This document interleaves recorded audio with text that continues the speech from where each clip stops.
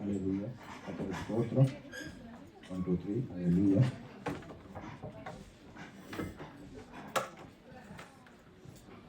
Hallelujah.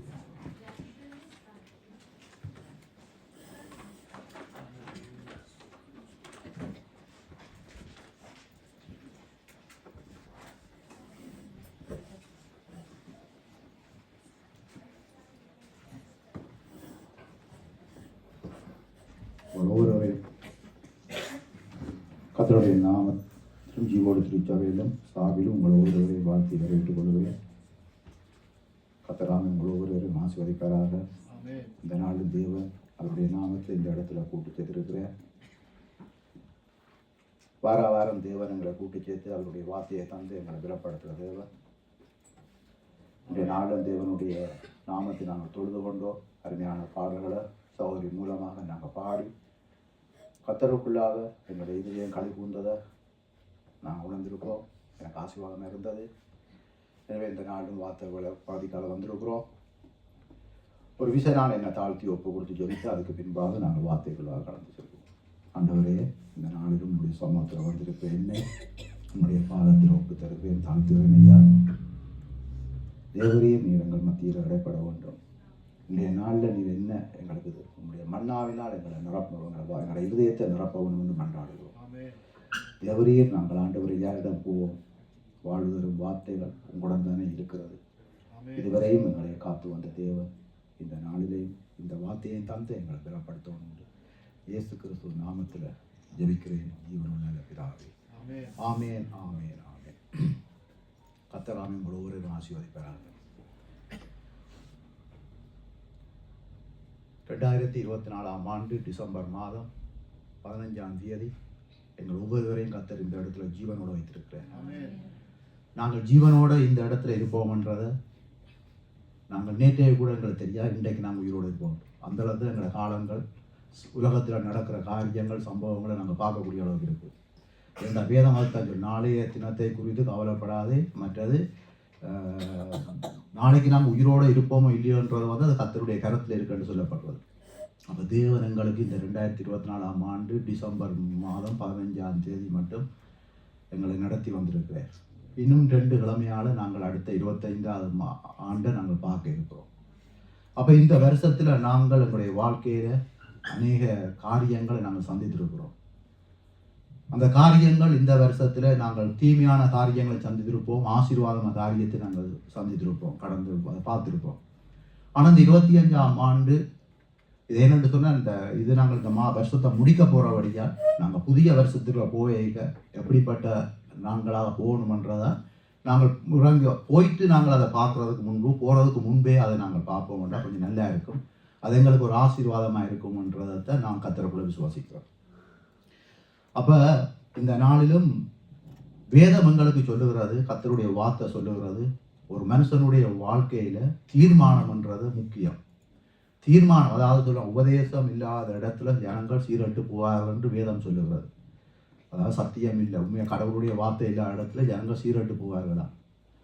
அதே போல நல்ல தீர்மானம் இல்லை என்று சொன்னார், தனிப்பட்ட வாழ்க்கையும் சரி குடும்ப வாழ்க்கையிலும் சரி, நல்ல தீர்மானம் நாங்கள் எடுக்காவிட்டால் அது ஒரு கடைசியில் அந்த வாழ்க்கை ஒரு பரிதாபமான வாழ்க்கையாக போய் முடியும், கர்த்தருக்கு அருவருப்பான வாழ்க்கையாக போய் முடியும்னு நாங்கள் பார்க்குறோம். எனவே வேதத்தில் சில ஆட்களை நாங்கள் பார்க்க போகிறோம். அப்போ அவருடைய வாழ்க்கையில் அவர்கள் எப்படி அந்த காரியத்தில் அப்படி வார்த்தை, அதாவது வந்து அவர்கள் அதாவது தீர்மானம்ன்றது கர்த்தர் எங்கட கருத்துலாம் தந்திருக்கிறார். தீர்மானம் எடுக்கிறதுக்கு அவர் தன்னுடைய வார்த்தையை தந்திருக்கு. இந்த வார்த்தையை வைத்துத்தான் நாங்கள் தீர்மானம் எடுப்போம் மொழிய உலகத்தில் உள்ள சம்பவங்களை வைத்தோ உலகத்தில் உள்ள சூழ்நிலையில வைத்தோ ஆண்டவருடைய பிள்ளையர் தீர்மானம் எடுக்கக்கூடாது. எங்களுக்கு இந்த வேதம் தான் எங்களுக்கு, இது அவருடைய வார்த்தை தான் எங்களுக்கு. நாங்கள் தீர்மானம் எடுக்கிற பிள்ளைகளுடைய எதிர்காலமாக இருக்கலாம், பிள்ளைகளுடைய படிப்பாக இருக்கலாம், எங்களுடைய ஊழியங்களாக இருக்கலாம், குடும்ப வாழ்க்கையாக இருக்கலாம், குடும்பத்தில் கணவன் மனைவி எப்படி நடக்க வேணுமன்றதை நாங்கள் தீர்மானம் பண்ணி நடப்போம். ஏனோ தானோன்று பாருங்கோ, சாதாரணமாக நேற்றைக்கு இன்றைக்கு இந்த சபைக்கு இந்த இடத்துல வர வேணுமன்றது நாங்கள் வலிக்கிட்டு எழும்பி உடுப்பு போட்டுட்டு சும்மா ஏனோ தானோன்னு இந்த இடத்துல வர இல்லை. ஒரு தீர்மானம் பண்ணினோம். போன கிழமை தெரியும், இந்த வாரம் இத்தனை, இன்றைக்கு ஞாயிற்றுக்கிழமை இத்தனை மணிக்கு ஆராதனை என்று அங்கே ஒரு தீர்மானம், அதாவது ஒரு முடிவு எடுத்து அந்த தீர்மானத்தை எடுத்து முடிவு எடுத்து அந்த இடத்துல இன்றைக்கு நாங்கள் இந்த இடத்துல கூடியிருக்கோம். இல்லாட்டி இந்த இடத்துல இருந்து நாங்கள் வேறு எத்தனையோ காரியங்களும் போகலாம், அவ்வளோ காரியம் இருக்குது விட்டுட்டு நாங்கள் தீர்மானம் பண்ணி இந்த இடத்துல வந்திருக்கிறோம், கத்தரை துதிக்கோன்ற தீர்மானத்தோடு வந்திருக்கிறோம். அப்போ இந்த வருஷத்தில் நாங்கள் சில காரியத்தை நாங்கள் தீர்மானம் எடுக்காமல் அதை எங்களுடைய வாழ்க்கையில் சில ஒரு பாதகமாக முடிஞ்சிருக்கும், துக்கமாக முடிஞ்சிருக்கும்னு பார்க்கின்ற உலகத்தில் அப்படியான காரியங்கள் நாங்கள் பார்க்குறோம். இத்தனை பேருடைய வாழ்க்கை வாழ வேண்டிய வயதில் ஒரு சரியான ஒரு தீர்மானம் இல்லை எடுக்காமல் ஏனோ தானோண்டு வாழ்ந்து இருக்க வேண்டிய இடத்துல இருக்காமல் இருக்கக்கூடாத இடத்துல இருக்கிறது, நிற்கக்கூடிய இடத்துல நிற்காமல் நிற்க தவறுன இடத்துல போய் நிற்கிறது, இப்படி நின்று ஒரு பரிதவிக்கப்பட்ட வாழ்க்கையில சம்பவங்களை நாங்கள் பார்த்து கொண்டிருக்கிறோம். எனவே இந்த நாளிலும் நாங்கள் வேதத்திலிருந்து பார்க்கணும் என்று சொன்னால், ஒரு குடும்பத்தில் ஒரு மாமா ஒரு மாமியும் மருமகளுடைய சம்பவத்தை பார்ப்போம். மாமி மருமகளோட உங்கள் எல்லாருக்கும் தெரியும், ரூத்து தான் தெரியும். அப்போ ரூத்தின் காரியத்திலிருந்து ஒரு சில காரியத்தை ஆவியானவர் எனக்கும் உங்களுக்கும் சொல்லி தருவாருன்னு நான் விசுவாசிக்கிறேன். இந்த நாளில் ரூத்துக்கு என்ன நடந்ததுன்ற பார்க்கணும். ரூத்துடைய வாழ்க்கையில ரூத்து என்ன செய்தான்றதை நாங்கள் பார்ப்போம். ஏன்னா இப்படிப்பட்ட காரியங்கள் எங்களுடைய வாழ்க்கையில வரலாம். ஏண்டா ரூத்துடைய வாழ்க்கையில ரூத்து ஏன் போனான்னு சொன்னா, அங்க பஞ்சம் வந்தபடியே தான் ரூத்து போனதோடைய மற்றும்படி ஆசீர்வாதமா இருந்து, அதாவது எருசலேம் வந்து அப்பத்தின் வீடு அங்க சொல்லப்படுறதை நாங்கள் பார்க்கிறோம். அதாவது அப்பத்தின் வீடு, வீட்டுக்குள் அப்பம் இல்லை, அப்பத்தான் அங்க நிறைந்து அங்க வீடு இருக்குன்னு பார்க்கணும். அப்ப ஆசீர்வாதமான இடத்துல அவன் முதல் இருக்கிறான். ஆனாலும் அவள் ரூத்தை பார்ப்போம்னு சொன்னா 10 வருஷ பஞ்சம். இந்த 10 வருஷ பஞ்சத்துக்குள்ள அவள் எடுத்த தீர்மானம் எப்படியான தீர்மானம் என்று சொன்னால், ஒரு தன்னுடைய கணவனை 2 பிள்ளைகளை அங்க பதவி கொடுக்கக்கூடிய அளவுக்கு அவருடைய தீர்மானம் இருந்துட்டு பார்க்கிறோம். ஒரு நல்ல தீர்மானம் இல்லை. அதான் சொல்றேன், அதுல ஒரு வசனத்தை நான் காட்டேக்க தீர்மானம் எப்படி எடுக்க வேண்டுமென்ற நான் சொல்றேன். இதுல சங்கீதக்காரன் நீதிமொழிகளை சொல்லப்படுகிறது, தீமையை யோசிக்கிறவர்கள் தவறுகிறார்கள் அல்லவோ, நன்மையை யோசிக்கிறவர்களுக்கோ கிருபையும் சத்தியம் உண்டு பார்க்கிறோம். அப்ப தீமையை நாங்கள், அதாவது தீமையை வெறுக்கணும்னு சொன்னா எங்களுக்கு நல்ல யோசனை வரணும். அப்ப தீமையை வச்சுக்கொண்டு நாங்கள் நல்ல முடிவு எடுக்க இயலாது. நல்ல யோசனை இல்லாமல் நாங்கள் நல்ல தீர்மானம் எடுக்க முடியாது. நல்ல யோசனை, நல்ல ஒரு இன்டெலிஜென்ட் நாங்கள் சகல பக்கத்திலையும் பார்த்து ஒரு காரியத்தை எல்லாத்தையும் கூட்டி கழித்து வச்சு தான் நாங்கள் ஒரு தீர்மானத்தை எடுக்க முடியும் என்று பார்க்குறோம். அப்போ இங்கே நீங்கள் ஒரு வாசியுங்கோ, ரூத்து 1வது அதிகாரம் 16வது வசனம். அதற்கு ரூத், நான் உம்மை பின்பற்றாமல் உம்மை விட்டு திரும்பி போவதை குறித்து நில்பாட்டமாவார். நான் இப்போ ஒரு 2வது வசனத்தை வாசியுங்கோ. ரூத்து 2வது அதிகாரம் 2வது வசனம். அந்த மனுஷனுடைய பெயர் எலிமெலேக்கு, அவன் மனைவியின் பெயர் நகோமி. அவனுடைய 2 குமாரரில் ஒருவன் பேர் மக்லோன், மற்றொருவன் பேர் கிலியோன். யூதாவில் உள்ள பெத்லெகேம் ஊராகிய எப்ராத்தாகிய அவர்களை மோவாப் தேசத்துக்கு போய் அங்கே இருந்து விட்டார்கள். நகோமியின் புருஷனாகிய எலிமெலேக்கு இறந்து போனான். அவளும் அவளுடைய 2 குமாரர் மாத்திரம் இருந்தார்கள். இவர்கள் மோவாபியரின் பெண் கொண்டார்கள். அவர்களில் ஒருத்தி பேர் ஒருபால், மற்றவர் பேர் ரூத். ஆமென். இப்போ இதுல என்ன பார்க்கிறோம்னு சொன்னா, இவர்கள் போகக்கூடாத ஒரு தேசத்துக்கு அங்கே போயிட்டாருன்னு பார்க்குறோம். மோவாபியர்னு சொன்னா உங்களுக்கு தெரியும், லோத்தோட சந்ததி, தவறான முறையில உறவு கொண்டு பிறந்த ஒரு சந்ததி தான் லோத்தோட அந்த பிள்ளைகள்ட்டு பார்க்குறோம், மோவாபியர்ட்டு பார்க்குறோம். அப்ப இந்த இடத்துக்கு இவர் போகக்கூடாத ஒரு இடம். ஆனா பாருங்க, அவர்கள் அங்கே போனது ஒரு பெரிய ஒரு தவறுன்னு பார்க்குறோம். அப்போ இதில் ஒரு 10 வருஷ பஞ்சம். அப்போ பாருங்க, ரூத்து 10 வருஷ பஞ்சம். அதுக்கு பிறகு அவள் கேள்விப்பட்டு கர்த்தர் தம்முடைய ஜனங்களை சந்தித்து அவர்களுக்கு ஆகாரம் அருளினார் என்று அவர்கள் மோவாப் தேசத்திலேயே கேள்விப்பட்டு தன் மருமக்களோடு கூட மோவாப் தேசத்தில் இருந்து திரும்பும்படி எழுந்தன்று சொல்லப்படுற பார்க்குறோம். அப்போ ஒரு 10 வருஷ பஞ்சம் இவால அங்க சகிக்க முடியாமல் போனதுன்னு பார்க்கிறோம். எங்களுடைய வாழ்க்கையிலையும் இப்படிப்பட்ட சூழ்நிலை எங்களுக்கு வரலாம். எங்களுடைய குறைவுகள் பார்க்க நாங்கள் இன்னொரு இடத்துக்கு போகலாம்.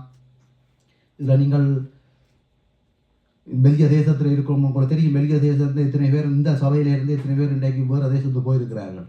அப்ப அப்படி கூட காரியங்கள் வரலாம். ஆனா தேவன் எங்களுக்கு ஒரு தேசத்தை தந்திருக்கிறார். இந்த தேசத்துல அவர் கொண்டு வந்து விட்ட தேவனுக்கு தெரியும். அவர் எங்களை நடத்துறதுக்கு அவருக்கு தெரியும். அது தேவைகளாக இருக்கலாம், பிள்ளைகளுடைய படிப்பாக இருக்கலாம், எதிர்காலங்கள் என்னவா இருந்தாலும் தேவனுக்கு தெரியும். எங்களுடைய சரிதத்தில் கூட குறைவுகள் இருக்கலாம், பலவீனங்கள் இருக்கலாம், வியாதி இருக்கலாம், பண தேவைகள் இருக்கலாம், என்னவா இருந்தாலும் தேவனை மிஞ்சி எங்களை யாரும் எங்களுக்கு உதவி செய்ய முடியாது. தேவனை தவிர நாங்கள் நம்பக்கூடிய அளவுக்கு யாருமே இல்லைன்னு பார்க்குறோம். அப்போ ரூத்து வந்து நகோமி என்ன செய்கிறான்னு சொன்னால், விட்டுட்டு மோவாப் தேசத்துக்கு அங்கே போய் தவறான ஒரு தீர்மானத்தை எடுத்து அங்கே போய் அங்கே தன்னுடைய கணவனை பறி கொடுக்குறா, 2 ஆம்பிள்ளைகளை பறி கொடுத்து இப்படியாக பெருமையோட வாரதை நாங்கள் பார்க்குறோம்.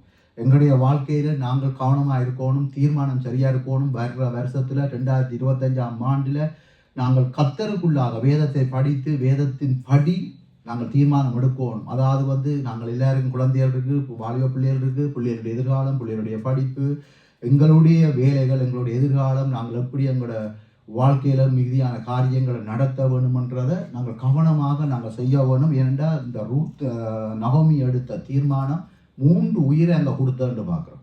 3 உயிரை. நகோமி வந்து இருக்க வேண்டிய இடம் இங்கே. அவர்கள் பெரியவர்களாகி மட்டும் புருஷர் வாழ்க்கைப்பட்டார். இப்படி நகோமி மோவாபிய ஸ்திரியான தன் மருமக்கள் ரூத்தோடும் கூட மோவாப் தேசத்தில் இருந்து திரும்பி வந்து வாட்கோதுமை அறுப்பின் துவக்கத்தில் அவர்கள் பெத்லஹேமுக்கு வந்தாருன்னு பார்க்குறோம். அப்போ பெத்லஹேமுக்கு திரும்ப வருகிறோம்னு பார்க்குறோம். இதில் என்னத்தை நான் சொல்ல வாரேன்னு சொன்னால், நகோமி ஒரு தேவனுடைய பிள்ளை, கர்த்தருடைய பிள்ளை, கர்த்தரை சார்ந்து வாழ வேண்டிய ஆட்கள். நகோமி மட்டும் அந்த பெத்லஹேமில் இருந்தது இல்லை. அந்த பஞ்சத்தில் எத்தனையோ ஜனங்கள் இருந்தது. அவைய திரும்பி வருகிற வேளையில கூட அங்கே அந்த நகோமியை வந்து அந்த ஜனங்கள் அங்கே விசாரிக்கிறோம், இது நகோமியோன்னு சொல்லி பார்த்து அங்கே கதைக்கிற அளவுக்கு அந்த ஜனங்களும் அந்த தேசத்தில் இருந்திருக்கு. அந்த வறுமையில் அந்த ஜனங்கள் இருந்திருக்கு. ஆனால் நகோமிக்கு மட்டும் அந்த தேசத்தில் இருக்க முடியாமல் விட்டுட்டு அங்கே எழும்பி அங்கே தேசத்தை விட்டு மோவாபியர் தேசம் கர்த்தருக்கு அருவருப்பான ஜனம், அருவருப்பான இடத்துல அங்கே போய் தன்னுடைய தவறான தீர்மானத்தினால் தன்னுடைய கணவன் பிள்ளைகளை அங்கே பறி கொடுத்ததை நாங்கள் பார்க்குறோம். அப்போ நகோமியுடைய விசுவாசம் எங்கே போனது, அவருடைய ஞானம் எங்கே போனது, அவருடைய அறிவு எங்கே போனது, எல்லாவற்றையும் அங்கே இழந்தாண்டு பார்க்குறோம். ஏனென்றால் சரியான தீர்மானம் எடுக்காமல் அங்கே தன்னுடைய வாழ்க்கையை அங்கே ஒரு கசப்பான வாழ்க்கை என்றால் சொல்கிறார். தன்னுடைய வாழ்க்கை கசப்பாக்கினார். யார் கசப்பாக்கினான்னு சொன்னால் சர்வ வல்லமுள்ள தேவன் என்று சொல்கிறார். சர்வ வல்லவர் என்று அவருடைய வாயால் உச்சரிக்கிற ஒரு தாயார் சர்வ வல்லவரால் அவருடைய பஞ்சத்தை போக்க முடியாதா? போக்க முடியும். ஆனால் அவ எடுத்த தீர்மானம் தவறான தீர்மானம் மாகங்க போய் முடிஞ்சதுன்னு நான் பார்க்குறோம்.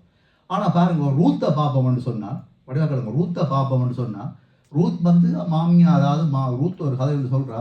அருமையான ஒரு வார்த்தை. 16வது வசனம் சொல்லுங்க, வாசிக்கும் அதே வசனம், அதிகாரத்தில் 16வது வசனம். அதற்கு ரூத், நான் உம்மை பின்பற்றாமல் உம்மை விட்டு திரும்பி போவதை குறித்து என்னோட பேச வேண்டாம். நீர் போகும் இடத்துக்கு நானும் வருவேன், நீர் தங்கும் இடத்திலே நானும் தங்குவேன். உம்முடைய ஜனம் என்னுடைய ஜனம், உம்முடைய தேவன் என்னுடைய தேவன். ஹல்லேலூயா. ரூத் ஒரு மோவாபியர் பெண். அந்த பெண்ணின் வாயாலிருந்து வார கதை என்ன சொல்றீங்க? உம்முடைய தேவன் என்னுடைய தேவன். அப்ப நீங்க கேட்கலாம், அந்த இவ வந்து தேவனுக்கு அருவருப்பான ஒரு பெண் தானே, இவ என்னென்று ஆண்டவர் ஆசீர்வதித்தார். இவக்கு சுவிசேஷம் சொன்னதே நவமி தான். நவமி சொல்றா, சர்வ வல்லவர் சர்வ வல்லவர் சர்வ வல்லவனுடைய வாழ்க்கையை கசப்பாக்கினார், சர்வ வல்லவர் என்னுடைய இதை வந்து இப்படியாக என்னுடைய வறுமையாக்கினார் என்று சொல்றது. அப்ப சர்வ வல்லவர் நாங்கள் வேதம் எங்களுக்கு என்ன சொல்லுது? அதாவது வந்து கர்த்தருடைய ஆசீர்வாதம் வேதனையை கூட்டாது, அது சமாதானத்தை எங்களுக்கு அது பெரிய ஒரு சந்தோஷத்தை தான் கொடுக்கும். கர்த்தர் ஆசீர்வதித்தார்ன்றது அந்த ஆசீர்வாதத்தில் எந்த குறையும் வராது, அது சமாதானமா சந்தோஷமா இருக்கும். ஆனா இங்க சர்வ வல்லவர் என்ன என்னுடைய வாழ்க்கையை வந்து கசப்பாக்கினார் என்று சொன்னால், இவருடைய வாழ்க்கை முறை, இவ எடுத்த முடிவு தீர்மானம் தவறான ஒரு தீர்மானம். ஆனா பாருங்க, ரூத் இந்த நவமியின் வாயிலிருந்து வந்த வார்த்தைகளை வைத்து அந்த தாயார் வந்து விசுவாசிக்குது.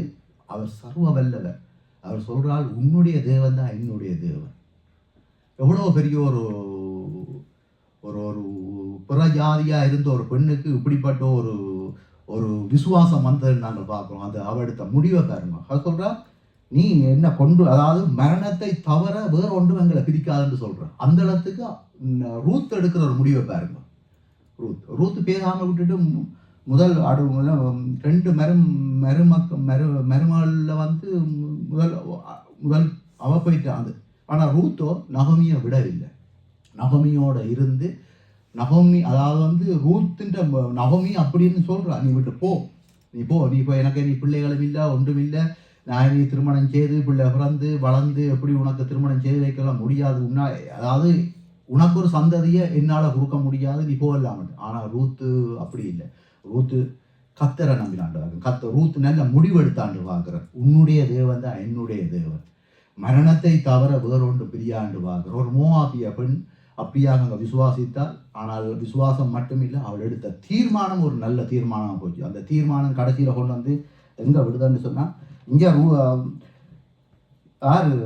18வது வசனத்தை வாசியுங்க.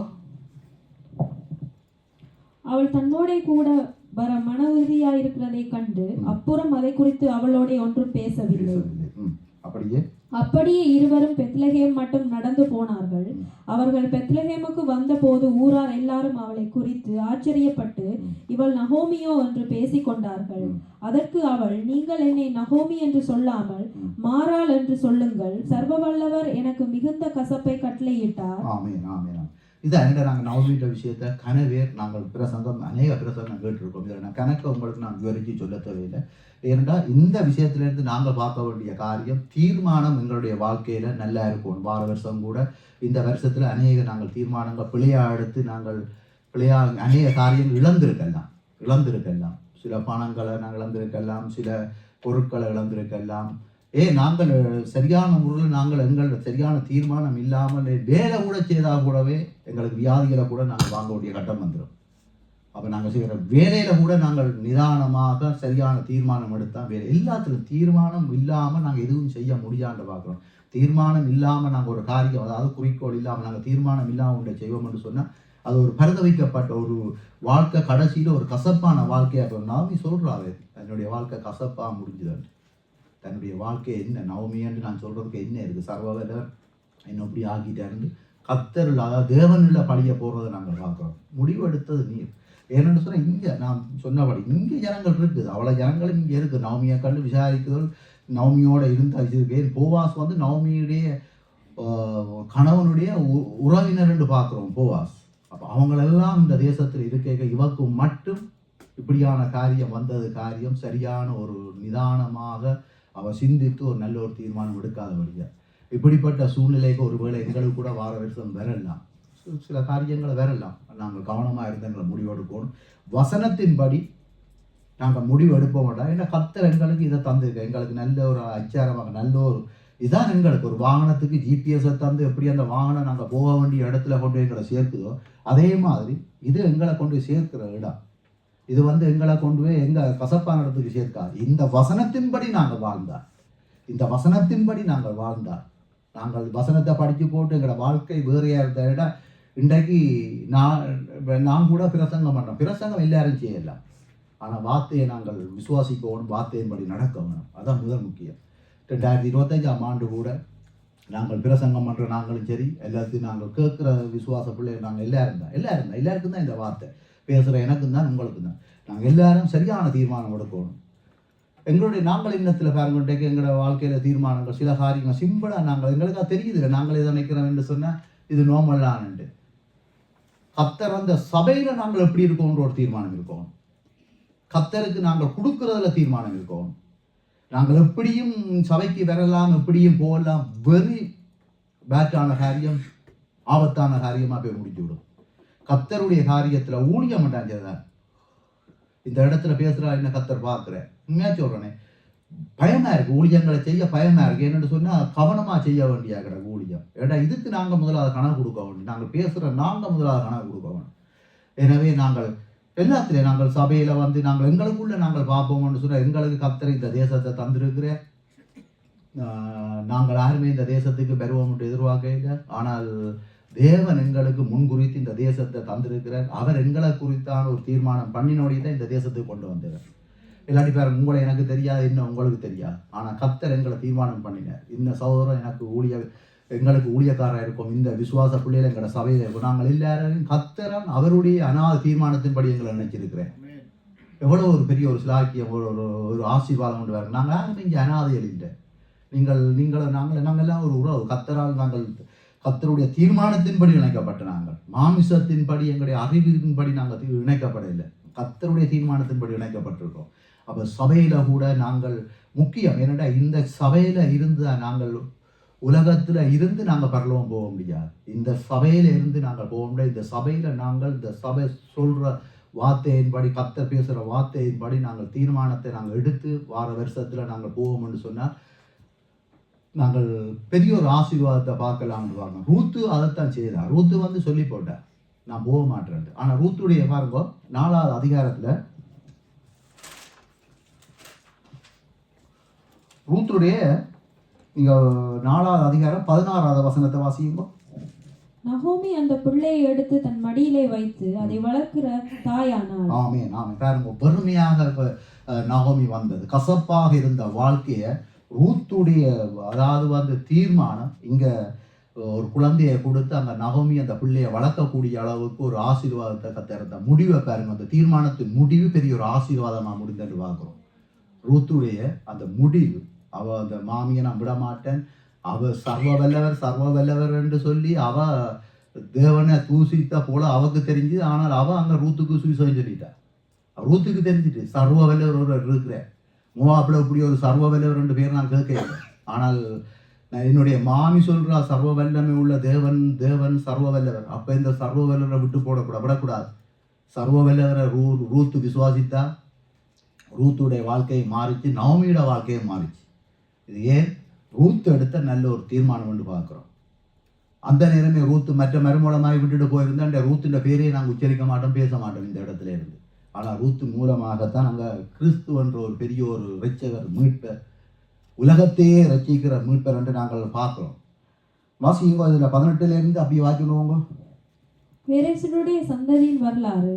பேரேஸ் எஸ்ரோனை பெற்றான், எஸ்ரோன் ராமாவை பெற்றான், ராம் அமினதாப்பை பெற்றான், அமினதாப் நகசோனை பெற்றான், நகசோன் சல்மோனை பெற்றான், சல்மோன் போவாஸை பெற்றான், போவாஸ் ஓபேத்தை பெற்றான், ஓபேத் ஈசாயை பெற்றான், ஈசாய் தாவீதை பெற்றான். பாருங்க, ஒரு கணவனை இழந்து, ஒரு வயதில் கணவனை இழந்து இப்படி ஆரம்பற்ற நிலையில் அடுத்த கட்டத்துக்கு வழி இல்லாமல் வந்த ரூத்துடைய வாழ்க்கையில் அவள் எடுத்த அந்த தீர்மானம், நான் மரணத்தை தவிர வேறு எதுவும் பிரிக்காட்டுக்கும் மற்றும்படி நான் உண்மை விட்டு விட மாட்டேன். ஏன்னு சொன்னால் ரூத்தோட வந்தபடியாக, நவமியோட வந்தபடியாகத்தான் அவள் இந்த கத்தரைக்குள்ளாக நெருங்கக்கூடிய அளவுக்கு, கத்தரை அவள் அறிந்து கொள்ளக்கூடிய அளவுக்கு இங்கே வந்தபடியால் போவாசன்ற ஒரு மனிதனை அவருக்கு கணவனாக கொடுத்து அந்த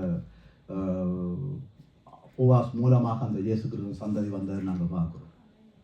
அப்போ நாங்கள் எங்களுடைய வாழ்க்கையில் குறைவாக இருந்தால் நாங்கள் அற்பமாக வேண்டாம், எதுவாக இருந்தாலும் நான் சொல்ல தேவையில்லை. என்னென்னு சொன்னால் அது அவரவருக்கு தெரியும். வேண்டாம், எல்லாருக்கும் ஒரே காரியம் சம்பவிக்காது, வேறு காரியமாக இருக்கலாம். தேவைகள் எல்லாருக்கும் இருக்குது, யாருக்கும் இங்கே தேவையில்லைன்னு சொல்ல வரா.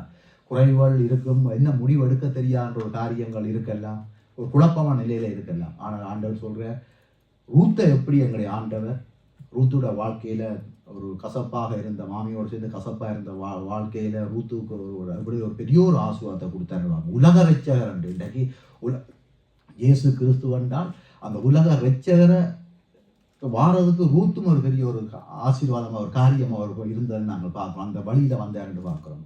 எனவே நாங்கள் இப்படியாக எங்களோட வாழ்க்கையில் வந்த நாங்கள் எடுக்கிற முடிவு, தீர்மானம் சரியாக இருக்கும். தீர்மானம் பிழைன்னு சொன்னால் எல்லாமே பிழைச்சி போடும்னு பார்க்குறோம். அதுதான் மற்ற இன்னொரு காரியத்தில் தீர்மானம் எடுக்கணும் என்னென்னு சொன்னால், இப்போ நான் இப்போ சொல்கிறேன்னு சொன்னால் ரூத்துடைய அதாவது நவமியோட தீர்மானம் தவறான தீர்மானம், ஆனால் ரூத்தோட தீர்மானமோ நல்ல தீர்மானம் என்று பார்க்குறோம். அப்போ நவமியை மாதிரி நாங்கள் தீர்மானம் எடுக்கக்கூடாது. ஏண்டா பச்சை பசுமையாக இருக்கிற ஆசீர்வாதமாக இருக்குதுன்று தான் லோத்து ஓடி போய் அங்கே விழுந்து போனார். அவருடைய தீர்மானம் பிழையாக இருந்துட்டு பார்க்குறோம். ஆபிரகாமையும் லோத்துவையும் பார்க்க லோத்து எடுத்த தீர்மானம் பிழையென்று பார்க்குறோம். அங்கே லோத்தின் குடும்பத்தில் பின்னுக்கு நடந்த காரியம் எல்லாம் ஒரு அருவருப்பான காரியம், அப்படியே போனதுன்னு பார்க்குறோம். ஆனால் ஆபிரகாமை கத்தர் அங்கே அவர் எடுத்த அந்த தீர்மானத்தை கத்தர் ஆசீர்வதித்தார்னு பார்க்குறோம்.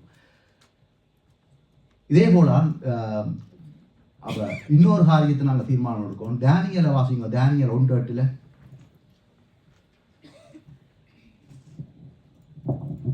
தானியேல் ராஜாவின் போஜன பானத்தினாலும் அவர் பானம் பண்ணும் திராட்சை ரசத்தினாலும் தன்னை தீட்டுப்படுத்தலாகாது என்று தன் இருதயத்தில் தீர்மானம் பண்ணிக்கொண்டு தன்னை தீட்டுப்படுத்தாதபடி பிரதானிகளின் தலைவனிடத்தில் வேண்டிக் கொண்டான். ஆமென். அல்லேலூயா. இது இப்போ தானியேல் என்ன சொல்றாரு? தீட்டுப்படுத்தாத காரியம் தன்னை, அதாவது நாங்கள் எந்த வகையிலையும் தேவனை நான் குற்றப்படுத்தாத ஒரு வாழ்க்கை வாழ வேண்டும். அது சாப்பாட்டாக இருந்தாலும் சரி, என்னவா இருந்தாலும் சரி, தான் குடிக்கிற பானமோ தான் சாப்பிட்ற உண்ணுற உணவோ எதுவாக இருந்தாலும் இதில் நாங்களும் கொஞ்சம் கவனமாக இருக்கணும். தீர்மானம் சரியாக இருக்கும். நாங்கள் எங்கே நிற்கிறோம், என்னத்தை சாப்பிட்றோம், என்னத்தை குடிக்கிறோம். நாங்கள் எல்லாவற்றையும் குடிக்கலாம், பைபிளை தூக்கி போட்டு நாங்கள் உலகத்தில் இருக்கிற எல்லாவற்றையும் நான் குடிச்சு டேஸ்ட் பண்ணலாம்னு இருந்தோம்னு சொன்னால் அது பெரிய ஒரு பரிதவிக்கப்பட்ட ஒரு வாழ்க்கையாக போய் முடியும்னு நாங்கள் பார்க்குறோம். ஆனால் தானியேல் அப்படி ஒரு தீர்மானத்தை அங்கே எடுத்தாருவாங்க. தானியேல் எடுத்த தீர்மானம் கர்த்தருக்கு பிரியமான தீர்மானம் பார்க்குறோம். எந்த காரியத்திலும் தன்னை தீட்டுப்படுத்தக்கூடாது என்ற ஒரு தீர்மானத்தை எடுத்தார். இது நாங்கள் வேதம் எங்களுக்கு அதை செய்ய சொல்லித்தான் வேதம் சொல்லுகிறது. ஏன்னா கர்த்தர் எல்லா பக்கத்திலையும் எங்களை பார்த்து கொண்டிருக்கிறேன். நாங்கள் பேசுகிற பேச்சுக்கள், நாங்கள் உடுக்கிற உடை கூட முக்கியம் என்று பார்க்கணும். சபையில் நாங்கள் வாரதுலேருந்து ஆராதிக்கிறது போகிறதுலேருந்து சபையில் மட்டும் இல்லை, வீட்டிலேயும் கூட சமுதாயத்தில் நாங்கள் திரிகிற நேரத்தில் எங்களை எல்லாருக்கும் தேவன் சொல்கிறார். அதாவது தானியேல் மூலமாக எங்களை சொல்கிறார் என்னென்னு சொன்னால், அவர் குடிக்கிற குடிநீர்லேயே குடிக்கிற பானத்திலேயே அவர் அங்கே தீட்டுப்படுத்தக்கூடாமல் கர்த்தருக்குள்ள தான் தீர்மானம் பண்ணினார் என்று சொன்னால், அப்போ அவர் மற்ற விஷயத்திலாம் எப்படி இருந்திருப்பாருன்னு யோசிப்பாருங்க. இதெல்லாம் நான் உங்களுக்கு பிரித்து பேச வேண்டும் என்று இல்லை, கவனமாக இருக்கணும். எங்களை தீர்மானங்கள் சரியாக இருக்கணும். நாங்கள் வாயிலிருந்து நாங்கள் உள்ளே போக வேண்டும். வாயிலிருந்து வார வார்த்தையில் நாங்கள் சரியான உள்ள தீர்மானம் பண்ணணும். சரி, அது அப்படி என்று வேதம் எங்களை சொல்லுது. நாங்கள் இதுவரையெல்லாம் கவனமாக இருந்தோம் என்று சொன்னால் அது எங்களுக்கு பின்னுக்கு எங்களுக்கு அது ஆசீர்வாதம்.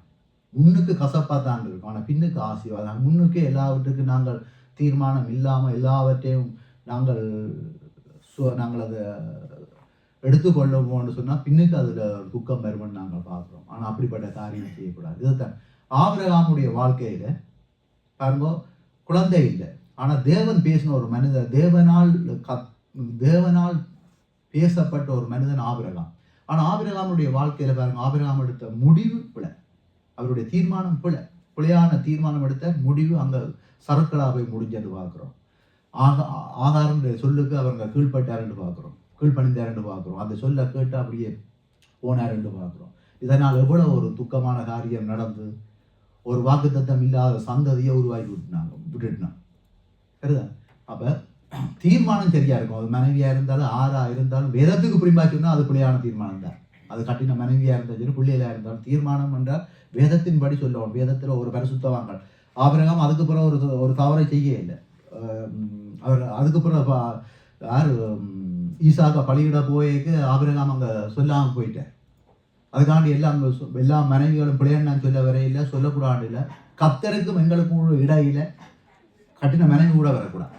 இதைத்தான் சொல்கிறோம். மனைவிக்கும் கர்த்தருக்கு இடையில கட்டின புருஷன் கூட போகக்கூடாது. அது கர்த்தருக்கும் அவைகளுக்கு உள்ள இது. எனக்கும் கர்த்தருக்கும் உள்ள காரியத்தில் ஆறு முடியல வரக்கூடாது.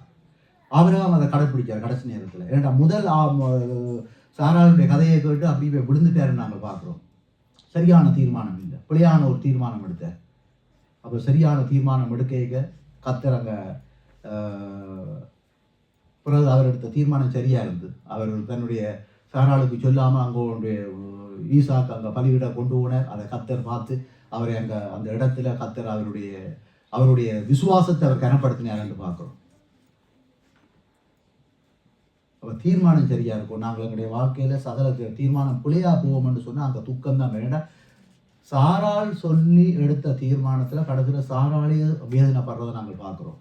சாராளே அந்த குடும்பத்துக்குள்ள வேதனைப்படுறதை பார்க்குறோம். ஆகாரால் தனக்கு வேதனையாக இருக்குது, அவள் என்னை மதிக்கிறாள் இல்லை, என்னை அற்பமாக என்றாள், வேலைக்காரியாக இருந்து அடிமை பண்ண என்னை அற்பமாக என்றாள் என்று சொன்னதுக்கு ஏன் அந்த வார்த்தை வர வேணும்? சாரா எடுத்த முடிவு தான் வருது.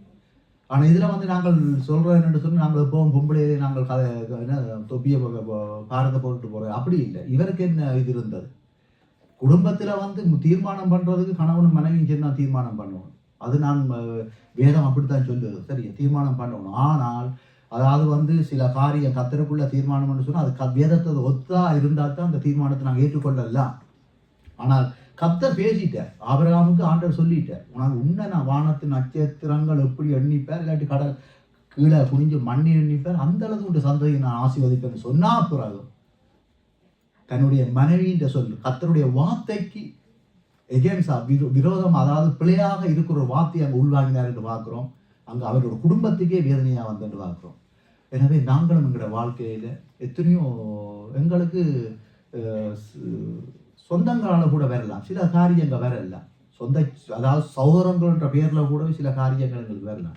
எல்லாத்தையும் நாங்கள் எடுக்கணும் வண்டி இல்லை, எல்லாத்தையும் தூக்கி போட்டுட்டு கத்தருடைய வார்த்தையின்படி கத்தருடைய எங்களுக்கு அவருடைய வாக்கு தத்துவத்தின்படி அவர் என்னட்டு அழைத்தவர் ஒருவர் இருக்கிறார், உண்மை உள்ளவர், அவர் எங்களை கைவிட மாட்டார். மற்ற எல்லாம் கைவிடப்பட்டு தான் போகும். நீங்கள் நினைக்குவாங்கள உங்கள் ஒவ்வொருவருக்கும் சௌரங்கள் இருக்குது, உங்கள் ஒவ்வொருக்கும் உறவுகள் இருக்குது, இல்லையாண்டு இல்லை. யாருமே நீங்கள் மறிக்க நானும் மறிக்க போகிறோன்னு சொல்லி வர மாட்டாங்க. இல்லை அவர்கள் மறிக்க நான் மறிக்க போகிறோன்னு சொல்லி போவீங்களோ? இல்லை, எல்லாரும் தனித்தனி. ஆனால் கத்தர் ஒருவரை நாங்கள் மறிக்க எங்களோட இருப்பேன், மறித்து போவைக்கும் அவரால் எங்களோட, இன்னும் சொல்ல போனால் எங்களுடைய சவப்பட்டிக்க கூட அவர் இருப்பார். அவர் ஒவ்வொருடைய சவப்பட்டியும் அவர் எண்ணிக்கொண்டு பார்த்து கொண்டிருக்கிறது அவர் எங்களுடைய ஆண்டவர். 2 ஆண்டவருடைய வருகையில் சவப்பட்டியெல்லாம் திறக்கும், கல்லறையை திறக்கும் என்று சொல்லப்படுது. சரி, அவருக்கு மறைவாக ஒன்றுமில்லை. அப்போ நாங்கள் இப்போ இந்த நாட்களில் இந்த புதிய நாங்கள் 2015 நாளையில் நாங்கள் அடுத்த வருஷம் போக போகிறோம். நாங்கள் நல்ல தீர்மானம், ரூத்துடைய தீர்மானம் ஒரு தெய்வீகமான ஒரு தீர்மானம், ஒரு ஆசீர்வாதமான தீர்மானம். ரூத் எடுத்த தீர்மானம், நகோமி எடுத்த தீர்மானம் கசப்பில் முடிந்து, ரூத்துடைய தீர்மானம் ஆசீர்வாதமான தீர்மானம் என்று பார்க்குறோம். ஆபிரகாம் எடுத்த தீர்மானம், அதாவது ஆபிரகாம் தன்னுடைய கட்டின மனைவி சொன்னாலும் ஆபிரகாம் அந்த காரியத்தில் அவர் தீர்மானம் எடுக்காமல் அவர் தவறி போயிட்டார். சாகாழ்ந்த தீர்மானத்துக்கு அவர் தன்னை விட்டு கொடுத்துட்டார் என்று பார்க்குறோம். அதால் அந்த குடும்பத்துக்கு ஆகாரால சாகாளுக்கு எங்கள் ஒரு மன கசப்பு வேதனை வந்துட்டு பார்க்குறோம். எனவே எங்களுக்கு தீர்மானம் எடுக்கிறதுக்கு எங்களுக்கு இந்த வார்த்தை தான் இருக்கிறது. இந்த வார்த்தை தான் எங்களை தீர்மானிக்க முடியும், எங்களை நடத்த வேண்டும். இந்த வார்த்தை எங்களை ஜட்ஜ் பண்ணும். கடைசி நாட்களில் கத்தருடைய இந்த வார்த்தை எங்களை ஜட்ஜ் பண்ணுவோம்னு பார்க்குறோம். அப்போ நாங்கள் புதிய வருஷத்தில் நாங்கள் ஆசீர்வாதமாக இருக்க வேணும், சமாதானமாக இருக்கணும், சந்தோஷமாக இருக்க வேணும் என்றால் நாங்கள் கத்தருடைய வார்த்தை. இதுக்கு இன்னும் ஒரு விஷயம் இருக்கு என்னன்னு சொன்னால், தாவீது சொல்கிறார் ஒரு காரியத்தில். அப்போ சில வேளையில் எங்களுக்கு தீர்மானம் எடுக்க முடியாமல் போகிறது காரியம் என்னென்னு சொன்னால், பிரச்சனை, கவலை, தேவையில்லாத காரியம் எல்லாத்தையும் தூக்கி வச்சுட்டு இங்கே இருந்தோண்டா ஒன்றுமே எடுக்க விடாதுங்க பாரம். அதுக்கு தாவீது ஒரு வார்த்தை சொல்லுகிறார்.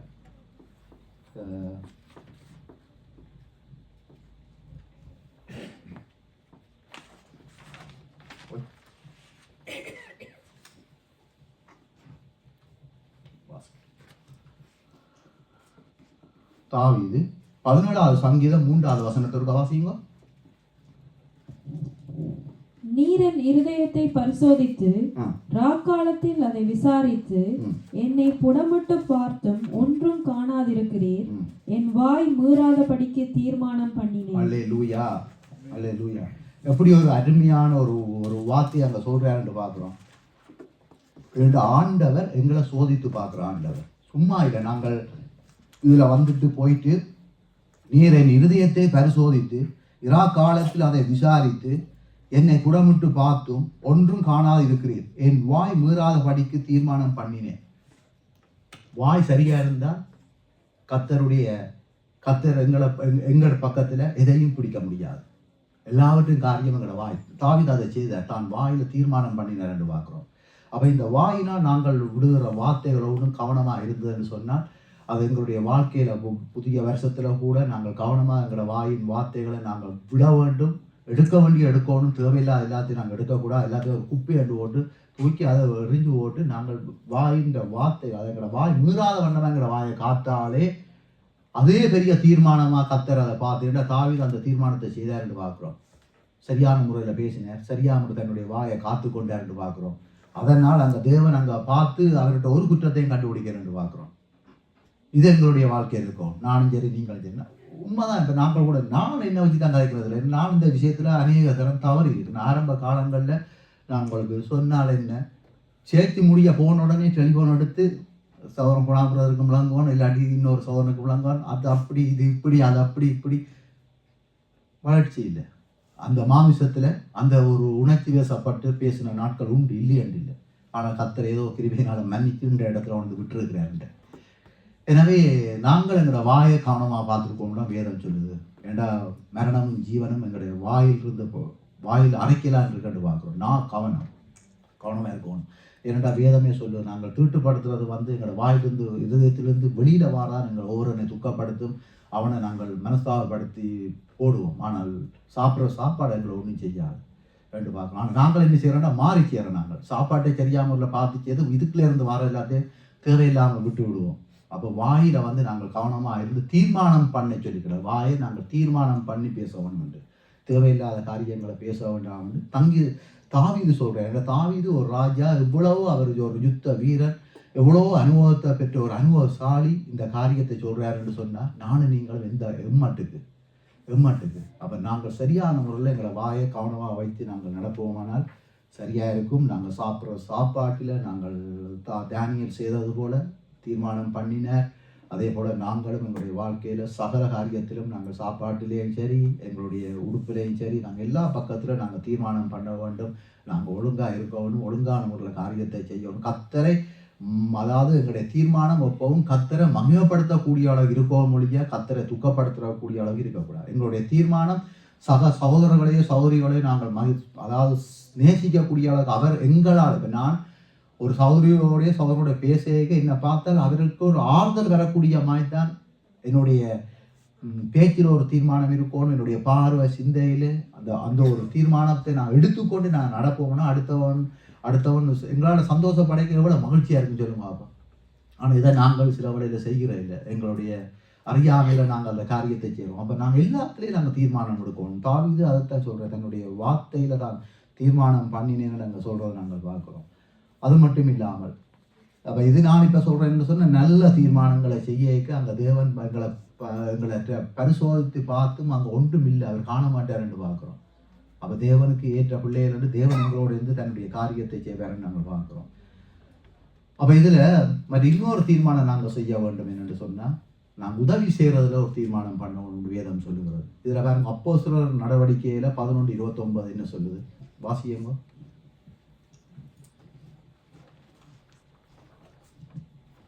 அப்போஸ்தலர் 11வது அதிகாரம் 29வது வசனம்.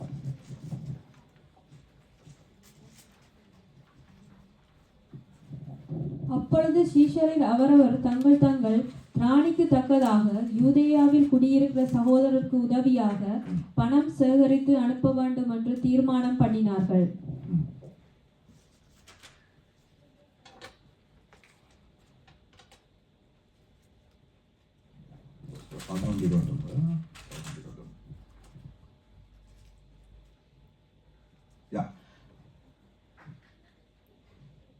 அப்பொழுது சீசரில் அவரவர் தங்கள் தங்கள் திராணிக்கு தக்கதாக யூதேயாவில் குடியிருக்கிற சகோதரருக்கு உதவியாக பணம் சேகரித்து அனுப்ப வேண்டும் என்று தீர்மானம் பண்ணினார்கள். அப்படியே அவர்கள் சேகரித்து பர்னபா சவுல் என்பவருடைய கையிலே கொடுத்து மூப்பரிடத்துக்கு அனுப்பினார்கள் என்று பார்க்கிறோம். இது எங்களுக்கு சபையில் இருக்கிற எங்களுக்கும் தேவனை சொல்கிற காரியம் விட நாங்களும் இந்த விஷயத்தில் தீர்மானம் பண்ண வேணும். இன்றைக்கு நாங்கள் தீர்மானம் பண்ணிய அநேக காரியங்கள் அநேக குடும்பங்கள் நாங்கள் தாங்கினாலும் இந்த வசனத்துக்கு புறம்பாக யாரும் நீங்கள் இருப்பீங்கன்னு சொன்னால் இதை நாங்கள் விட்டு விட்டு வருகிற வருஷத்தில் நாங்கள் தீர்மானம் பண்ணி இன்னும் நாங்கள் எங்களை ஜனங்களை தாங்கக்கூடிய எங்களுடைய பாரம் எங்களுடைய இலங்கை தேசமாக இருக்கும். எங்களுடைய இலங்கை மக்கள் எவ்வளோ கஷ்டப்படுகிறார்கள், அங்கே சுவிசேஷம் போது சபை கட்டப்பட்டு இருக்கிறது. நாங்கள் ஏதோ ஒரு வருஷத்தில் ஒரு கால் அப்படியே என்ன என்று சொல்கிறோம், வடையில் அது சம்பளத்தை தொட்டு திண்டது போல் இல்லாத வண்ணமாக ஒரு அப்படியே விடாமல் நாங்கள் முடிஞ்ச அளவு நல்லா கொடுக்கக்கூடிய அளவுக்கு நாங்கள் அப்படியா தாங்க வேணும் என்றால் வேதம் சொல்லுவது என்று அவர்கள் அப்படியா செய்தார்கள். அவங்க சபையில் உள்ள தங்களுடைய சகோதரர்களை தாங்கிறதுக்கு அங்கே பணத்தை சேர்த்து அங்கே கொடுத்தாருன்னு பார்க்கணும். இதோ அவர்கள் எடுத்த தீர்மானம் என்று அங்கே வேதம் சொல்லுகிறது. நாங்களும் எங்களுடைய வாழ்க்கையில் என்று அந்த தீர்மானத்தை கத்தர் கனப்படுத்துவார். அந்த தீர்மானம் ஒரு ஆசீர்வாதமான தீர்மானம். நீங்கள் நிற்கக்கூடாது, நாங்கள் எடுக்கிற சம்பளங்களை நான் என்ன சொன்னேன், நான் எடுக்கிற சம்பளத்தை நான் பேங்க்கில் போட்டு அந்த பேங்க்கில் இருந்தால் எனக்கு சமாதானம், கடைசி மட்டும் இல்லை. அப்படி பார்த்தா பில்கேட்டு பெரிய சமாதானமாக இருக்கணும், பெரிய அமெரிக்கா ஜனாதிபதினாரெலாம் பெரிய சமாதானமாக இருக்கணும். அவங்களுக்குள்ளே சமாதானம் இல்லையே.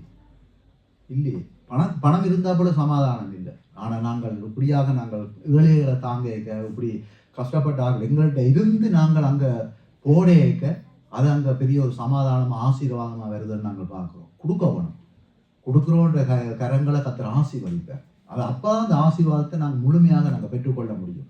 கொடுக்காட்டி தெரியாது. அதாவது நாங்கள் ஒரு கிணத்தை நாங்கள் நிறைச்சாத்தான் அங்கேருந்து வர நல்ல தண்ணியை நாங்கள் அறிஞ்சு கொள்ளலாம். கிணறு நிறைக்காக விட்டால் அதையே அந்த பாண்டல் தண்ணியை நாங்கள் குடிச்சு கொண்டிருக்க வேண்டி வரும். நாங்கள் இருக்கிறத நாங்கள் கொடுத்து கொண்டு அதுக்காண்டி அள்ளி கொடுங்க நான் சொல்ல வரையில, நீங்கள் கொடுக்கலன்னு நான் சொல்ல வரையில. ஆனால் புதிய வருஷத்தில் கூட நாங்கள் இன்னும் நாங்கள் தீர்மானம் பண்ணி நாங்கள் செய்வோம்னு சொன்ன மனப்பூர்வமாக தீர்மானம் செய்ய வேண்டியதை இவர்கள் செய்தாருந்தவங்க. அப்போஸ்தலர் நடவடிக்கையில் புதிய ஏற்பாட்டு சபை இதை செய்தது பார்க்குறோம். எங்களுடைய காரியத்தில் எங்களுடைய வாழ்க்கையில் எங்களுக்கு கத்தர் பிரிவியா சபையை தந்திருக்கிற இந்த சபையில் ஆண்டவர் எங்கள்கிட்ட விரும்புகிற காரியம், இந்த காரியத்தை நாங்கள் செய்வோமா, நாங்கள் இருக்கிற ஆசீர்வாதம் இப்போ இருக்கிறத விட இன்னும் எங்களை கூட ஆசீர்வதிப்பேன். இது என்னுடைய வார்த்தையில் தேவனுடைய வார்த்தை. நாங்கள் கொடுத்தா தான் எங்களுக்கு ஆசீர்வாதம், கொடுக்காம விட்டால் அது அப்படியே இருக்கும் மாதமாக போனால். ஆனால் இதுக்குரிய இது இருக்காது. ஆனால் கொடுக்க பாருங்க, ஒரு நீங்கள் கொடுக்குற உங்களுக்கு தெரியும், நீங்கள் அநேக முழு பேரும் கொடுக்குறபடியாக தெரியும். கொடுத்துட்டு பாருங்க ஒரு சந்தோஷம் வந்து வரும் உள்ளத்தில். நீங்கள் கொடுத்துட்டு பாருங்க ஒரு சந்தோஷம் வரும். ஆனால் கொடுக்காம இருக்க அது ஒரு பெரிய காரணமாக இருக்கும். கொடுக்குற சந்தோஷம் கொடுப்போம், அந்த தீர்மானத்தை எடுப்போம், நல்ல தீர்மானங்கள் எடுப்போம், நல்ல தீர்மானத்தை எடுப்போம். தேவையில்லாத தீர்மானம் எடுக்க வேண்டாம். அவனோட பகைச்சு இவனோட பகைச்சு அவன்கிட்ட குறையை சொல்லி இவன்கிட்ட குறைச்சி இதெல்லாம் நாங்கள் எடுக்கிற நாங்கள் ஒரு தீர்மானம் எடுத்தால் அது கடைசியில் அந்த தீர்மானம் ஒரு முடிவில் போய் இந்த முடிவு வேதனையில் போய் முடிஞ்சிடும். சரியா? அப்போ நாங்கள் எடுக்கிற தீர்மானம் சரியோ அது ஒரு நல்ல ஒரு முடிவை கொண்டு வரும். அந்த முடிவு நல்ல ஒரு ஆசீர்வாதத்தை கொண்டு வரும், நல்ல ஒரு சமாதானத்தை கொண்டு வரும் என்று பார்க்குறோம். அப்போ முடிவு தீர்மானம் நல்லா இருக்கோ என்று நாங்கள் தீர்மானம் என்ன தீர்மானம்? நாங்கள் சகலதையும் ஆராய்ந்து அறிந்து, அதாவது வேதத்தின்படி கர்த்தர் இதை சரியான ஊரில் நாங்கள் அதை முடிவெடுத்து போயிருக்கோம், நல்ல தீர்மானம். ஆனால் தவறான தீர்மானம் என்ன? நாங்கள் எப்படியும் நாங்கள் வாழலாம் ஒன்று விட்டு நாங்கள் வாழ வலிக்கிட்டோம்னு சொன்னால் தவறான தீர்மானத்தில் போய் முடியும். அது கடைசியில் வெக்கத்தை துக்கத்தை வேதனை தான் எங்களுக்கு அது முடிவாக இருக்கும்னு நாங்கள் பார்க்குறோம். பாருங்க, இதில் இன்னொரு வசனத்தை நான் சொல்லி முடிக்கிறேன். டைம் 3 மணி ஆகுது. இதில் மார்க்கில் பாருங்க, இவர்கள் ஒரு தீர்மானம் பண்ணுறாங்க. என்னென்னு சொன்னால் நானே வாசிக்கிறேன் 14:64 சொல்கிறேன், தேவ தூஷணத்தை கேட்டீர்களே, உங்களுக்கு என்னமாய் தோன்றுகிறது என்றான்.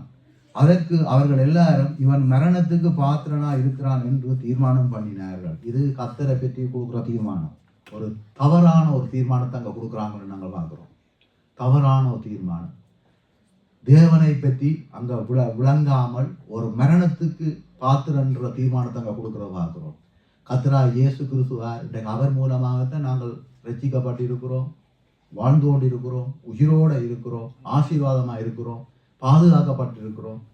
இப்படிப்பட்ட அந்த நாமத்தை சொல்கிறாங்க. என்னென்னு சொன்னால் மரணத்துக்கு ஏதுவான நாமம்னு சொல்கிறாங்க.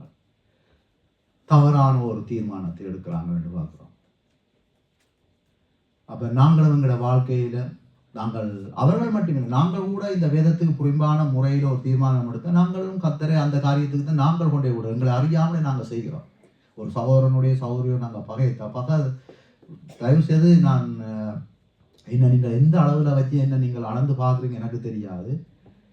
நான் இந்த சபையில் எனக்கு நீங்கள் வந்த சகோதரன் சகோதரி எல்லாம் அதே மாதிரி நீங்களும் என்ன அப்படித்தான் ஏற்றுக்கொள்ள நான் விரும்புகிறேன். சரிதானே? நாங்கள் அடுத்த வருஷம் போய்க்க கூட நாங்கள் ஒருவருக்கு ஒரு நல்ல அன்பாக நல்ல நேசமாக நல்ல ஐக்கியமாக நாங்கள் இருப்போம் என்று சொன்னால் நிச்சயமாக ஆண்டவர் அந்த தீர்மானத்தை ஆண்டவர் கனப்படுத்தி எங்களை நிச்சயமாகவே எங்களை ஆசீர்வாதத்தை உயர்த்துவார். எங்களுக்கு அதுதான் தேவை. ஏன்னா நாங்கள் இந்த தேசத்தில் இந்த உலகத்தில் கொஞ்ச காலம் இருக்க போகிறோம். எங்களுக்குன்ற ஒரு காணா தேசம் ஒன்று இருக்குது. அப்போ நாங்கள் அதுக்கு போகிறோன்னு சொல்லி நாங்கள் இங்கேருந்து நாங்கள் முகத்தன்கிட்டி கதைக்காம விட்டு நாங்கள் அப்படியே வெட்டி அடித்து அப்படி இப்படி செய்வோம்னு சொன்னால் எங்களே நாங்கள் ஏமாற்றிட்டு நாங்கள் தீர்மானம் இல்லாத ஒரு வாழ்க்கையை வாழ்ந்துட்டு போயிடுவோம். எனவே நாங்கள் கசப்பாக இருக்கக்கூடாது, நாங்கள் நாங்கள் தேவையில்லாமல் பாதிக்கக்கூடாது. இதை நீங்கள் புத்தி சொல்கிறதா எடுக்கிறீங்களோ இல்லாட்டி உபதேசமாக எடுக்கிறீங்க எனக்கு தெரியாது. ஆனால் ஆண்டவர் விரும்புகிற காரியம் எங்கள்கிட்ட இதுதான். நல்ல தீர்மானத்தை எடுக்க அது எனக்கும் உங்களுக்கும் ஆசீர்வாதம். நாங்கள் எல்லாரும் ஆசீர்வாதமாக இருக்கணும், சந்தோஷமாக இருக்கணும். நல்ல எங்களோட பிள்ளைகளுடைய எதிர்காலத்தை குறித்து பாருங்க. பிள்ளைகள் எல்லாம் அதான்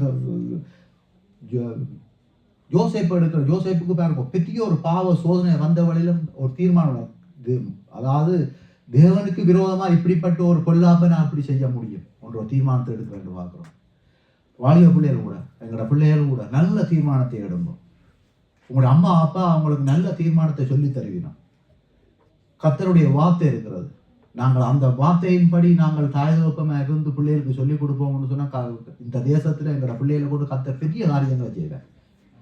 அப்போ நாங்கள் எங்களோட பிள்ளைகளை குறித்து நாங்கள் பிள்ளைகள் தாய் தகப்பன் தான் உங்களுக்கு ஒரு தூதர்கள் போல உங்களுக்கு தந்திருக்கிறேன். எனவே தாய் தகப்பனுடைய சொல்ல கேட்க வேணும். அவர்கள் சொல்லுகிற எல்லாத்தையும் நீங்கள் கேளுங்க. உங்களுக்கு கம்ப்யூட்டர் அறிவு இருக்குது, எங்களுக்கு அந்த டெலிஃபோன் அறிவு இருக்குன்னு சொல்லி நீங்கள் போயிடாதுங்க. எல்லாம் உங்களுக்கு இருக்குது, எங்களை விட அந்த அறிவு இருந்தாலும். ஆனால் வேத அறிவு, பட்ட அறிவு, அனுபவங்கள் தாய் தகப்பன்கிட்ட இருக்குது. எனவே நாங்கள் கர்த்தருக்குள்ளாக நாங்கள் நல்ல முடிவை எடுக்கணும், தீர்மானம் நீங்கள் எடுக்கணும். உங்களோட எதிர்காலங்கள் நீங்கள் நல்ல முறையில் உயர்ந்த ஸ்தானத்தில் இருக்கணும்னு சொன்னால் உங்களோட தீர்மானம் நல்லா இருக்கணும். அதுக்கு கர்த்தர் உங்களுக்கு குடும்பத்தில் தாய் தகப்பனை தந்திருக்கிறேன். நீங்கள் அவரோடு இருந்து நீங்கள் அவருடைய வார்த்தையில கேட்டு போனீங்கன்னு சொன்னால் உங்களுடைய எதிர்காலத்தில் நல்ல தீர்மானங்கள் எடுத்து நல்ல ஒரு வாழ்க்கையில் நீங்கள் இருப்பீங்கன்னு நாங்கள் பார்க்குறோம். எனவே நாங்கள் இந்த நாளிலே தீர்மானம் இந்த 2025ஆம் ஆண்டு இந்த வருஷத்தில் நாங்கள் அநேக காரியத்தில் நாங்கள் தவறி இருப்போம். நானும் சரி, நீங்களும் சரி, தெரிந்தோ தெரியாமலோ எங்களுடைய தீர்மானம் ஒரு பிழையான தீர்மானத்தை எடுத்து சில காரியத்தை இழந்து கூட இருப்போம். சில ஆசீர்வாதங்கள் இழந்திருப்போம், சில பற்றாக்குறைகளுக்கு வந்திருக்கலாம். எனவே நாங்கள் இந்த புதிய வருஷத்திலையும் கூட நல்ல தீர்மானத்தை எடுத்து கடவுள் விரும்புகிற தீர்மானத்தின்படி, வேதம் விரும்புகிற தீர்மானத்தின்படி ஒரு நகோமியமாய் நாங்கள் தீர்மானம் எடுக்காமல் ரூத்த மாதிரி நல்ல தீர்மானத்தை எடுப்போம். ஆசீர்வாதமாக இருக்கும். அங்கே மார்க்கில் சொல்லப்பட்டபடி இவன் என்ன தேவ தூஷணத்தை கேட்டீர்களே என்று சொல்லி அங்கே பரிசேயர் அவர்களைப் போல இல்லாத வேதபாரர்களோடு இல்லாத வண்ணமாக நாங்கள் ஆண்டவரை கிறிஸ்துவை நாங்கள் அண்டிக் கொள்வோம். என்று அவரை அண்டிக் கொண்டால் தான் எங்களுக்கு ஜீவனும் வாழ்க்கையும் நல்ல தீர்மானத்தை எடுக்க முடியும்னு நாங்கள் பார்க்குறோம். எனவே அப்படியா இருப்போம். அநேக வசனங்கள் இருந்தாலும் நான் வேறு வசனங்களை கொண்டு வந்து பேசுவோம்ன்ற என்னோதரியில் கர்த்தர் இந்த வசனத்தையே இப்படி நான் பேசிக்கொண்டு போயிட்டேன். எனக்கு நேரமும் சரியாக போயிட்டுது. எனவே ஆபிரகாமை போல நாங்கள் எல்லா இடத்துலையும் வந்து நாங்கள் தலையை ஆட்டாமல் சில இடத்துல நாங்கள் கவனமாக இருக்கோம். அதே மாதிரி பெண்களும் தான் நீங்களும் தான் சரியோ சாராளை போல இல்லாமல் நல்ல முறையில் நிதானித்து நீங்களும் ஒரு நல்ல ஒரு நல்ல தீர்மானங்களை நீங்கள் எடுக்கணும். ஒரு ரூத்தை போல நீங்களும் இருக்கணும். குடும்பத்தில் ரூத்து நல்ல ஒரு தீர்மானத்தை எடுத்தால் அங்கே ரூத்தோட வாழ்க்கை ஆசீர்வாதம் தான். அதே போல் நீங்களும் அப்படி இருக்க வேண்டும். எனக்கும் மனைவி இருக்குது, பிள்ளைகள் இருக்குது, பொம்பளை பிள்ளைகள் உங்களுக்கும் இருக்குது. எனவே ரூத்தை போல எங்களோட பெண்கள் எங்களுடைய சௌகரிகள் இருக்கணும்னு கர்த்தர் விரும்புகிறேன். நகோமியை போல இருக்காதீங்க. அந்த வழியில் போகாதீங்க. அது 10 வருஷம் ஆசீர்வாதம் இல்லைன்றோன்னு போய் இன்னொரு தேசத்துக்கு மோவாபிய தேசத்தில் போய் புருஷனையும் உழந்து பிள்ளைகளையும் கொடுத்துட்டு வந்ததை கூட நகோமியை போல இருக்காதீங்க. ரூத்தை போல இருப்போம். ஆபிரகாமை போல தலையாட்டி கொண்டு இருக்காமல் ஆபிரகாமை போல நல்ல விசுவாசமாக இருப்போம். நல்ல தீர்மானத்தை எடுப்போம். கடைசியாக அவர் எடுத்த தீர்மானம் நல்ல தீர்மானம். எது பழியிட கர்த்தருடைய வார்த்தையை கீழ்ப்பணிந்து நான் தரமாட்டேன்னு போய் சாராட்ட கேட்க போவில்லை. அவரே தீர்மானத்தை பண்ணி அவரே போனார். அங்கே தேவன் விசுவாசத்தின் தந்தை என்று அவர் பேரை கொடுத்து இன்றைக்கு நாங்கள் ஆபிரகாமை நாங்கள் பொழுது கொண்டிருக்கிறோம். அவரை போல நாங்களும் விசுவாசத்தில் வளர வேணுன்ற அளவு ஆபிரகாம் உயர்த்தினார் என்று பார்க்கிறோம். எனவே இந்த இடத்துல ஆண்டவர் எனக்கு தந்த வார்த்தை என்னுடைய அறிவுக்கு தக்க முறை ஆவியான எனக்கு தந்த கிருபையின்படி கர்த்தர் என் மூலமாக ஆண்டவர் பேசினார். நான் விசுவாசிக்கிறேன். எழுந்திரண்டு இந்த நாளிலும் நாங்கள் எல்லாரும் ஒரு விஷயம் ஜெபித்து அதுக்கு பின்பாக சௌரமம் நடத்துவேன். எழுப்புவோம். இந்த அன்பான ஆண்டவரே, இந்த நாளிலும் ஐயா நீர் பேசின வார்த்தைகள் அநேக வார்த்தைகளை நீ கொண்டு வந்தாலும் ஆண்டவரே இந்த நாளில் உம்முடைய மன்னாவால் எங்களை ஒவ்வொருவரையும் நிறைத்ததுக்காக நன்றி. தேவரீர் எங்களுடைய வாழ்க்கையில் நாங்கள் எடுக்க வேண்டிய தீர்மானம் நல்ல தீர்மானமாக இருக்க வேண்டும். ஒரு தெய்வீகமான தீர்மானமாக இருக்கணும். ரூத்து தன்னுடைய வாழ்க்கையில் ஒரு தெய்வீகமான ஆண்டவரை அந்த தீர்மானத்தை எடுத்தாண்டு பார்க்குறோம் ஐயா. அதே போல ஆண்டவரே ஆண்டவரை சபையில் அந்த எங்களுடைய ஆண்டவரை சகோதரிகளும் அப்படிப்பட்ட தீர்மானத்தை எடுக்கக்கூடிய அளவுக்கு இருக்க வேண்டும். ஒரு நகோமியை போல ஆண்டவரை ஆசீர்வாதம் இல்லை என்று ஆண்டவரை அப்பத்தின் வீட்டை விட்டு அங்கே ஆண்டவரை அங்கே போய் இன்னொரு மோவாப் தேசத்தில் உமக்கு பிரியமில்லாத தேசத்தில் இருந்து தன்னுடைய கணவனையும் பிள்ளைகளையும் பறி கொடுத்தது போல ஆண்டவரை தீர்மானம் எடுக்காத வண்ணமாக ஆண்டவரை உமக்கு பிரியமான ஆண்டவரை தீர்மானங்களை எடுத்த ரூத்தை போல எங்களோட சகோதரிகளை நீர் மாற்ற வேண்டும். எங்களோட சகோதரிகளை நீர் ஆசீர்வதிக்க வேண்டும் என்று மன்றாடுகிறேன் ஆண்டவரே. அதே போல ஆண்டவரை நாங்களும் ஆபிரகாமை போல ஆண்டவரே கர்த்தாவே நாங்கள் ஆண்டவரை இல்லாத வண்ணமாக ஆபிரகாம் பிற்பாடு ஆண்டவரே ஈசாக்க பலியிட கொண்டு வான்ற வேளையில் அங்கே கொண்டு போய் விட்டார். அந்த நல்ல தீர்மானத்தை எடுத்தார். அதே போல் எங்களோட வாழ்க்கையிலே எவ்வளோ பாடுகள் பிரச்சனைகள் வந்தாலும் ஐயா எல்லாவற்றையும் விட்டு எங்களை விசுவாசத்தின் தந்தை என்று தந்து ஆபிரகாமை போல நாங்களும் தீர்மானம் எடுத்து எங்களோட வாழ்க்கையில நடக்க எங்களுக்கு உதவி செய்யும் ஐயா. அதே போல ஆண்டவரை கொடுக்குற விஷயத்திலும் ஐயா தேவரி நாங்கள் ஆண்டவரை அந்த அப்போஸ்தலர் நடவடிக்கையில் அங்கே வாதித்ததுபடி அவர்கள் தங்களுடைய ஆண்டவரை சகோதரர்களுக்கு பணத்தை சேர்த்து பர்னபா பவுலுக்கு அங்கே கொடுத்து அனுப்பினது போல ஆண்டவரை நாங்களும் ஐயா இலங்கை தேசத்திலே எத்தனையோ கஷ்டப்பட்டு எங்களுடைய உறவுகள் இருக்கு, ஜனங்கள் இருக்கு, எங்களுடைய சபை மக்கள் இருக்கிறார்கள். நாங்கள் சோர்ந்து போகாமல் அவர்களுக்கு ஆண்டவரை நாங்கள் பணங்களை கொடுத்து உதவி செய்ய எங்களுக்கு உதவி செய்யும். அது மட்டும் இல்லாமல் இந்த சபையில கூட ஆண்டவரே எத்தனையோ தேவைகள் இருக்கிறது ஐயா. நாங்கள் போட வேண்டிய தசமவாதங்களை சரியான முறையில் போடுறதுக்கு வருஷத்தில் நாங்கள் தீர்மானம் பண்ண வேண்டும். யார் யார் இந்த பகுதியிலே ஆண்டவரை தங்களை ஆண்டவரை வஞ்சித்து கொண்டு இருக்கிறார்களோ அதிலிருந்து அந்த சகோதரர்களுக்கு ஆண்டவரை அந்த குடும்பங்கள் மனம் திரும்பி ஆண்டவரை வருங்காலங்களை உங்களுடைய சமூகத்துக்கு போட வேண்டும்.